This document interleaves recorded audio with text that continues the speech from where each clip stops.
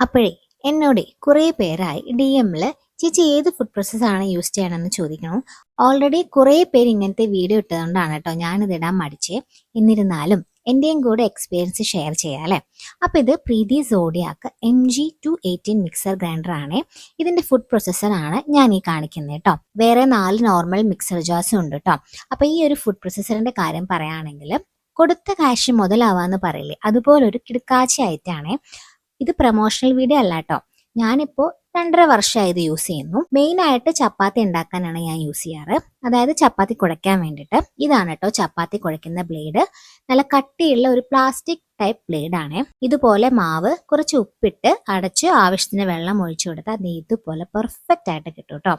ഇനി അടുത്ത ബ്ലേഡ് ഈ ഒരു സ്ലൈസിങ് ബ്ലേഡ് ആണ്. ഈ ബ്ലേഡ് നമ്മളിവിടെ ഊരി ആവശ്യാനുസരണം ബ്ലേഡ് മാറ്റിയിടാണ് കേട്ടോ ചെയ്യാറ്. ഇതുപോലെ ഉള്ളി നല്ല അടിപൊളിയായിട്ട് സ്ലൈസ് ചെയ്ത് എടുക്കാൻ പറ്റും. ഇനി ഗ്രേറ്റ് ചെയ്യാൻ വേണ്ടിയിട്ട് ഈ ഒരു ബ്ലേഡ് ആണ് കേട്ടോ. ഇതുപോലെ നോക്കി, ഇതുപോലെ നല്ല സൂപ്പർ ആയിട്ട് ഗ്രേറ്റ് ചെയ്ത് എടുക്കാൻ പറ്റും. നല്ല ഭംഗിയുണ്ടല്ലോ കാണാൻ. ഇനി ചോപ്പ് ചെയ്യാൻ വേണ്ടിയിട്ട് ഈ ഒരു ബ്ലേഡ് ആട്ടോ യൂസ് ചെയ്യാറ്. നമുക്ക് എത്രത്തോളം ചോപ്പ് ചെയ്യണോ അതിനനുസരിച്ച് ഇഷ്ടമുള്ള പോലെ ചെയ്യാം.